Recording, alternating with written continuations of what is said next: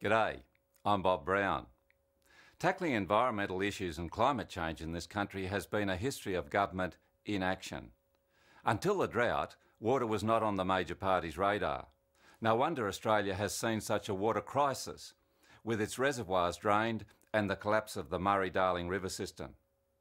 John Howard had to be dragged kicking and screaming to admit, only this year, that global warming might be a possibility and that carbon trading might be the answer.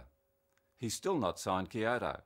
Neither he nor Kevin Rudd is prepared to curb the expansion of coal mining and the export of coal, which is responsible for more CO2 than all other industries combined. Both Howard and Rudd are committed to logging and burning the largest living carbon banks in Australia. That's Tasmania's and Victoria's magnificent forests. And unlike the Greens, neither John Howard nor Kevin Rudd is prepared to commit to a 2020 emissions target before this election. Which brings me to the crux of the election. Only the Greens have been demanding action on these issues for more than 20 years. We need the power to make the major parties accountable, to make them improve and keep their political promises, to keep them honest. You can think of us as third-party insurance. It's essential to have a third party in Australia with real clout. Give the Greens a voice so that you will be heard. Voting Green is the most important vote you can cast for the future of Australia and for our planet. We Greens are the action party.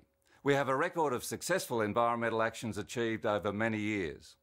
We're not in this to just win a few extra votes today, but to win a better future for our children and for their children.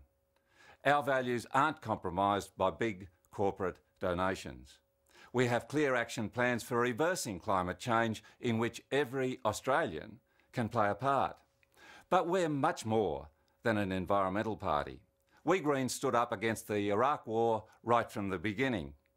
The Greens stood up for human rights of David Hicks from the day I raised the issue with President Bush in our parliament. The Greens stood up against the shame of the Tampa and locking children up behind razor wire in the Australian desert. The Greens are standing up for fairness in public education, in the public health and hospital system, in the workplace, all areas being abandoned by the Labor Party.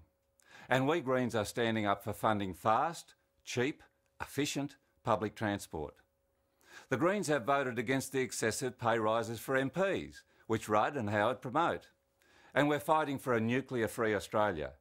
For real green action, watch this space over the coming months.